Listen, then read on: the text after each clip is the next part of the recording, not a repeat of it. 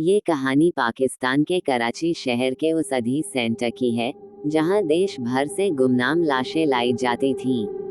अधीस centre मानवता की सेवा के लिए बना एक ऐसा स्थान था जहां मृतकों की पहचान और उनका सम्मानपूर्वक अंतिम संस्कार करने की कोशिश की जाती थी।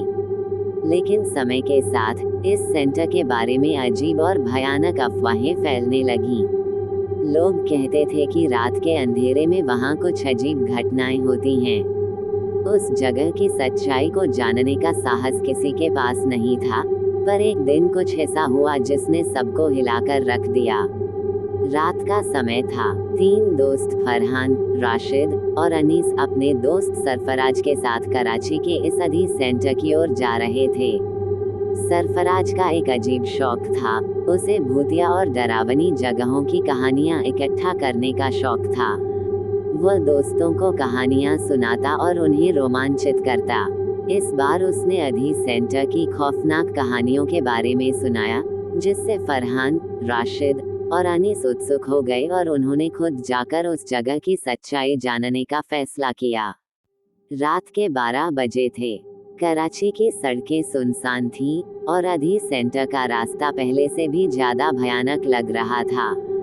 सेंटर की पुरानी इमारत अंधेरे में काली परछाई की तरह खड़ी थी। जैसे ही वे चारों उस इमारत के पास पहुंचे, फरहान ने एक सर्द हवा के झोंके को महसूस किया और अपने आप को संभालते हुए बोला, क्या हम सही में यहाँ आना चाहते हैं? सेंटर का मुख्य दरवाजा खामोश खड़ा था, जैसे किसी भयावह रहस्य को छुपाए हुए। सरफराज ने दरवाजे को हल्के से धक्का दिया और वह धीमे धीमे खुल गया। अंदर का अंधेरा और खामोशी भयावह थी। वे चारों टॉर्च जलाते हुए अंदर घुस गए। जैसे ही उन्होंने कदम रखा, चारों को एक अजीब सड़ांध का एहसास हुआ। चारों ने नाक पर हाथ रख लिया। वहां बिखरे हुए कपड़े, खून के धब्बे और दीवारों पर बने अजीब निशान उनके डर को और बढ़ा रहे थे। हर कमरे में एक अलग तरह की ठंडक और एक अजीब सा दर्द महसूस हो रहा था। एक कमरे में एक पुरानी स्ट्रेचर पर कंबल से ढकी लाश पड़ी थी, जो कई दिनों से यहाँ थी। फरहान ने उसे देखकर फुसफुसाते हुए कहा, यहाँ किसी ने इसे क्यों नहीं हटाया? क्या यहाँ काम करने वाले लोग भी इसे देखना पसंद नहीं करते? जैसे ही वे चारों एक कमरे से निकलकर दूसरे कमरे में गए, अनीस को ऐसा लगा जैसे किसी ने उसके कंधे पर हाथ रखा हो।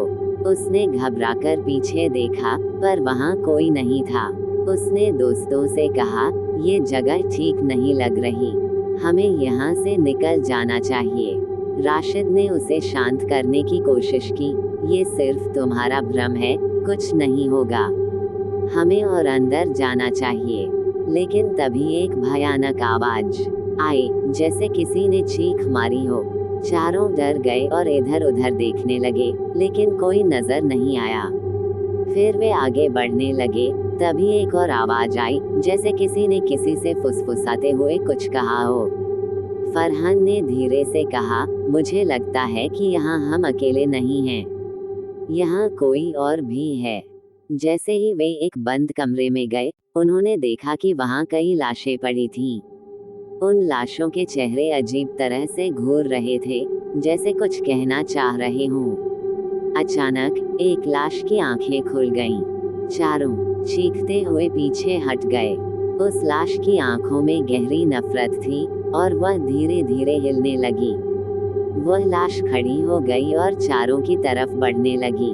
वे घबराकर भागने लगे, लेकिन कमरों के दरवाजे अपने आप बंद हो गए। सरफराज ने दरवाजे को जोर से धक्का देने की कोशिश की, पर दरवाजा नहीं खुला। तभी उन्होंने महसूस किया कि कमरे की हवा भारी हो गई है और उन लाशों की आंखों से खून बहने लगा। लाशें अचानक उठ खड़ी हुई और उन पर हमला करने लगीं। अनीस को अचानक एक पुराना कागज पड़ा हुआ दिखाई दिया। उस कागज में अधीस सेंटर की सच्चाई लिखी थी। ये सेंटर पहले एक अस्पताल था, जहां लाशों के साथ बहुत अत्याचार किया गया था। लाशों की आत्माओं को उनके न्याय का इंतजार था और वे उन लोगों से बदला लेना चाहती थीं, जिन्होंने उनकी मौत का कारण बनाया था। अनीस ने कागज को पढ़ते हुए अपने दोस्तों को भी बताया। फरहान ने चीखते हुए कहा, हमें यहाँ से निकलना होगा, वरना ये लाशें हमें भी मार डालेंगी। चारों ने एक आखिरी प्रयास किया और किसी तरह एक खिड़की खोलकर वहां से बाहर कूद गए। बाहर निकलते ही उन्हें ऐसा लगा जैसे उन्होंने मौत को मात दे दी हो। लेकिन जब उन्होंने पीछे मुड़कर सेंटर की इमारत की ओर देखा, तो उन्हें एक परछाई खड़ी नजर आई, जो उन्हें वापस बुला रही थी। चारों दोस्त बुरी तरह डर गए और वहां से दौड़ते हुए भाग निकले।